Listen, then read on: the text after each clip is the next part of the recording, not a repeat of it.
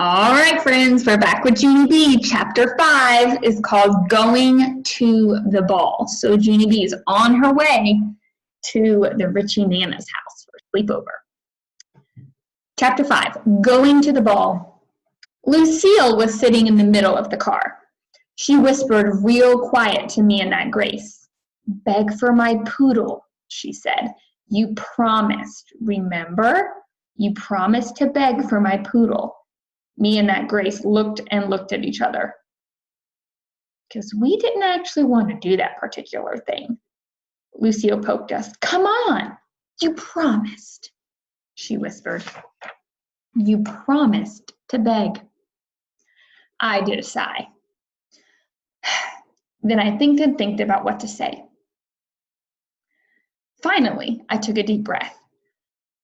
"Hey, Nana, guess what? Lucille wants a poodle, apparently. So could you buy her one, do you think?" I asked. "Yes, could you?" asked that Grace, "because she's making us beg you or else we can't spend the night." That Nana's mouth came all the way open. Oh, so that's what this is all about? Well, my granddaughter knows perfectly well that I am allergic to dogs. So you can tell Lucille that a poodle is out of the question, I'm afraid. I patted Lucille, very understanding. "A poodle is out of the question, we're afraid," I said. Lucille kicked her feet up and down. "Beg harder," she whispered. "You have to beg harder." I did a frown. Are you firm on that, Nana?" I asked. "No poodle, Lucille," said the Nana, very snappish. I knew that dumb idea wouldn't work, she grouched, and Lucille kicked her feet some more. Just then, the car stopped in front of a big iron gate. Lucille's eyes opened big and wide. "Wow, this gate looks like a castle gate." Lucille smiled a teeny bit. "It's not a castle gate, you silly head, Grace," she said. "This is the gate to my house." The Nana pushed a button and the gate opened right in front of our eyes. "Hey, that button is like magic," I said. Lucille smiled bigger. After that, the Nana drove down a long driveway. She stopped in front of a big, beautiful house. Lucille jumped out of the car and ran inside. Me and that Grace followed her. And guess what? Lucille's house was even beautifuler on the inside than it was on the outside. There was a beautiful long row of stairs and a beautiful big bowl of flowers and a beautiful giant sparkly ceiling light made out of glass. I did a gasp at that glistening thing. "That light takes my breathing away," I said. Lucille skipped all around in a circle. She singed a loud song in our ears. See, I told you I was rich. See, I told you I was rich," she sang. She made that song up, I believe. After that, she took our hands and showed us all the rooms in her house.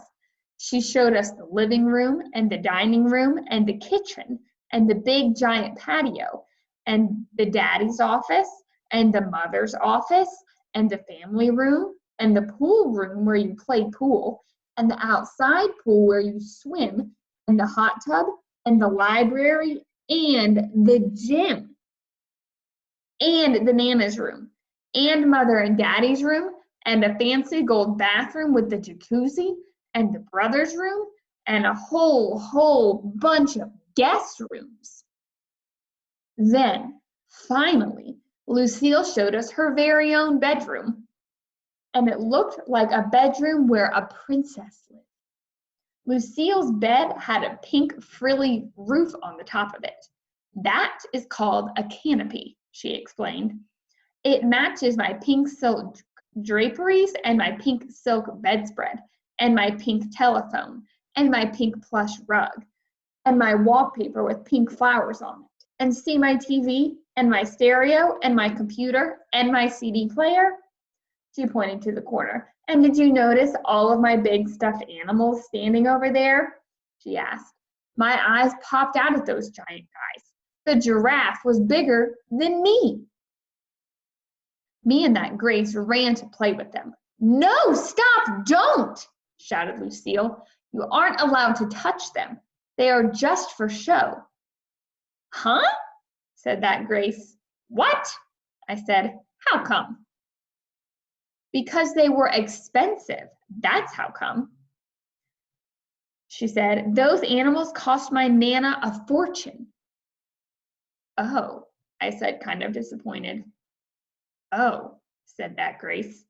We sat down on Lucille's bed. Lucille shouted at us again, no, get up! You're not allowed to sit there. That bedspread is just for show.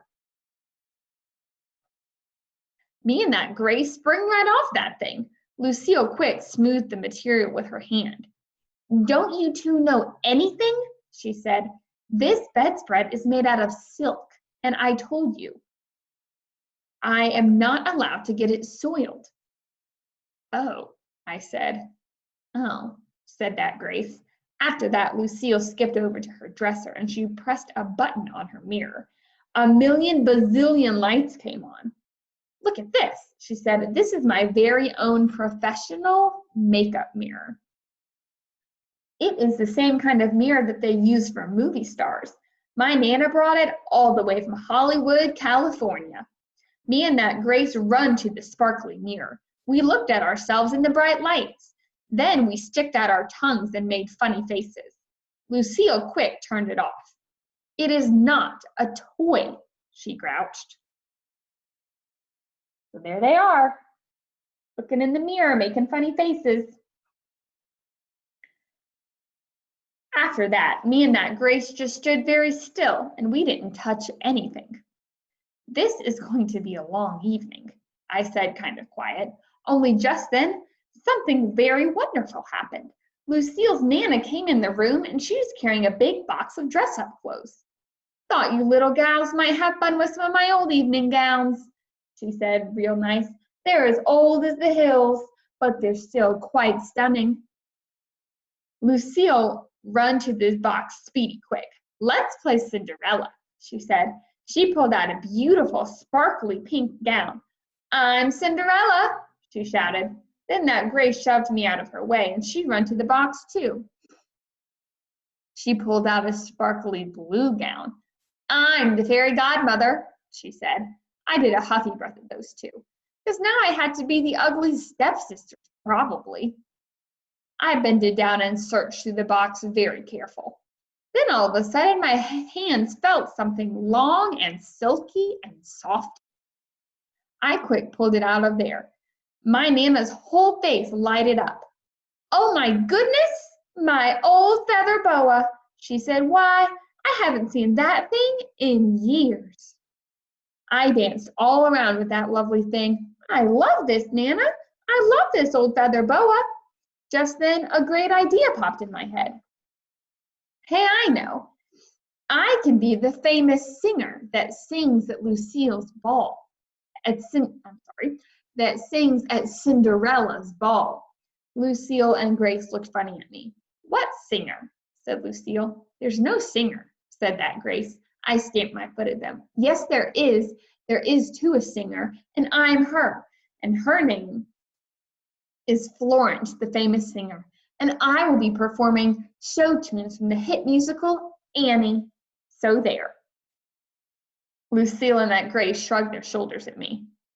Then they dressed up in their beautiful gowns and they went to the ball. And I sang, The Sun Will Come Out Tomorrow. So there they are. Grace and Lucille and then Junie B singing into a hairbrush.